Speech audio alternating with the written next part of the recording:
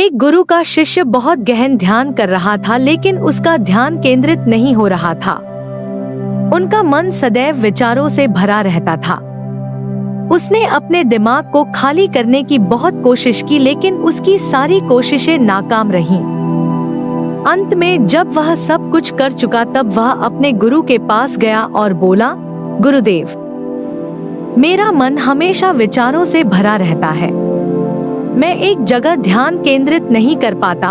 जब देखता हूँ तो दूसरी चीज पर चला जाता हूँ, फिर तीसरी और चौथी चीज करता हूँ। मेरे दिमाग में हजारों विचार चलते रहते हैं और मुझे पता भी नहीं चलता कि ऐसा कब होता है। बहुत समय बाद मुझे एहसास होता है कि मैं क्या करने बैठा था और क्या सोच रहा था। हे गुरुदेव, मैं अपने दिमाग को विचारों से खाली करना चाहता हूँ। मैं चाहता हूँ कि मेरे मन में एक भी विचार न रहे। जब चाहूँ तभी विचार उठना चाहिए। गुरु ने कहा कि किसी भी समस्या का समाधान तभी होता है जब हम समस्या की जड़ तक पहुँचते हैं, समस्या को ठीक से समझते हैं और जानते हैं। क्या आपने उस मन को भी जाना है जिसे आप खाली करना चाहते हैं?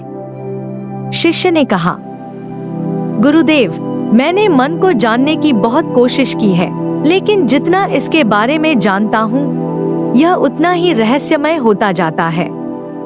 गुरु ने कहा, जाओ और छोटे छोटे पत्थरों से भरा एक घड़ा ले आओ।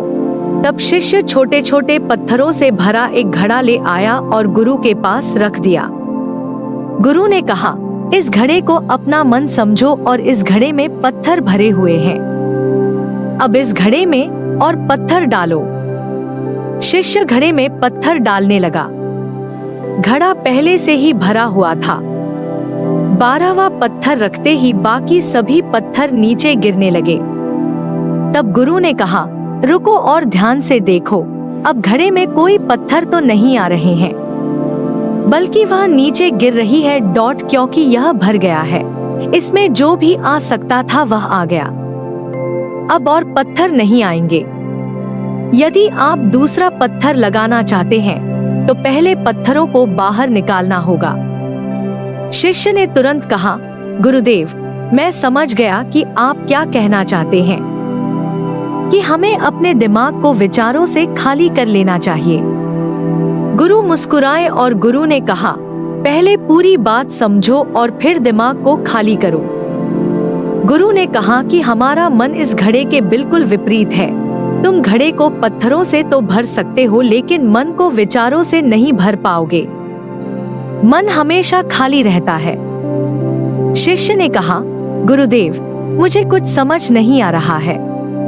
अगर दिमाग हमेशा खाली रहता है तो हम उसे खाली करने की कोशिश क्यों करते रहते हैं? इसकी क्या जरूरत है? गुरु ने कहा, इस घड़े से एक एक करके सारे पत्थर निकालो।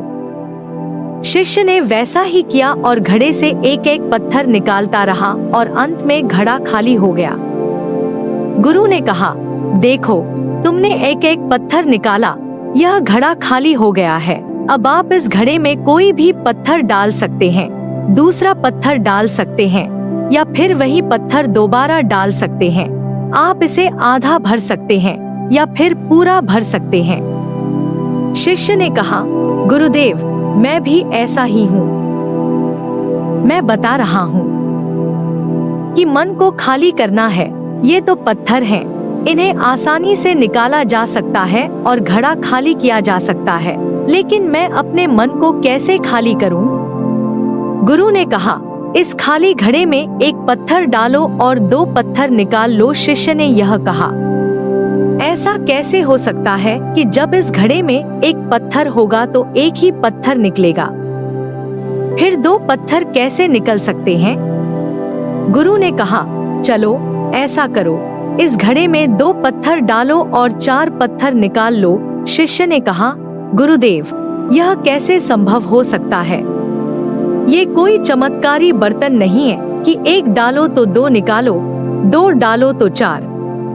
गुरु ने कहा, यह घड़ा चमत्कारी नहीं है, लेकिन तुम्हारा घड़ा यानी तुम्हारा मन चमत्कारी है। यदि आप इसमें एक विचार निकालेंगे तो इसके पीछे 2 विचार होंगे। जब आप उन 2 विचारों को पकड़ते हैं तो उनके पीछे 4 विचार उभर आते हैं। और वह खाली नहीं रहता। यह मन का भ्रम है कि सब कुछ है लेकिन कुछ भी नहीं है। शिष्य ने कहा, गुरुदेव, आप जो कह रहे हैं वह मैं समझ गया, लेकिन क्या मैं हमेशा अपने विचारों के जाल में फंसा रहूंगा? क्या मन के भ्रम से बाहर निकलने का कोई रास्ता है? बिल्कुल नहीं।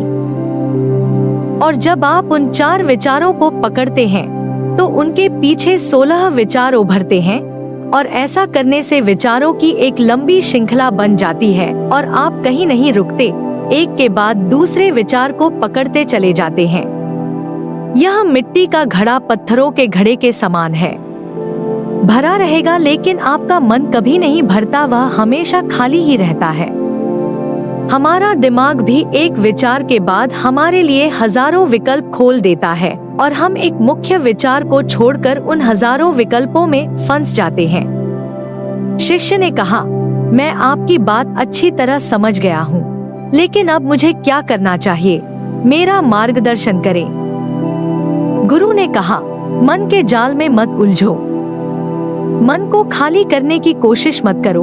अपना ध्यान इकट्ठा करो, एकाग्रता लाओ। जो भी कर रहे हो उसे अंतिम मानकर करो। ऐसे करो कि बाद में इसमें आपको कुछ भी करने की जरूरत नहीं है। और जब आप किसी दूसरे विचार पर काम करते हैं तो बस उसी पर काम करें, कोई दूसरा विचार नहीं। मन के भ्रम से बाहर निकलना इतना आसान नहीं है, लेकिन अभ्यास सब कुछ कर सकता है। शिष्य ने कहा, गुरुदेव, मैं भी ऐसा ही करूंगा। यह समझाने के लिए आपका बहुत बहुत धन्यवाद। हम सभी अपने दिमाग को खाली करने की कोशिश करते हैं, मन में उठते बैठते विचारों से परेशान रहते हैं। हम चाहते हैं कि ये विचार कहीं चले जाएं और हम शांत हो जाते हैं, लेकिन जितना हम इन विचारों से दूर भागते हैं, हम विचारों का उपयोग करते हैं कि वे हमें शांत करते हैं, और वे आपके उन्हीं विचारों से जुड़े होते हैं जिन्हें आप छोड़ना चाहते हैं। इसलिए ये विचार इतनी शक्तिशाली हैं। जब आप सोचना ही नहीं चाहते तो आप शांत रह सकते हैं। यह तभी संभव है जब आप शांत रहने की कोशिश करना बंद कर दें और अपनी समस्या को हल करने पर ध्यान दें। ध्यान केंद्रित करें और समझें कि चिंता करने से नहीं, बल्कि सोचने से समाधान मिलता है। गुरु ने कहा, इस मिट्टी के बर्तन को पत्थरों से आधा भर दो। शिष्य ने वैसा ही किया। फिर गुरु ने कहा, अब इन पत्थरों में से एक पत्थर चुन लो और उस पत्थर की एक छोटी सी मूर्ति बनाकर मुझे दे दो। मैं जानता हूँ कि तुम एक अच्छे कलाकार हो। जब शिष्य ने 11वां पत्थर निकाला और उस पत्थर को तराशना शुरू किया तो उसे एहसास हुआ कि यह पत्थर अच्छा नहीं है।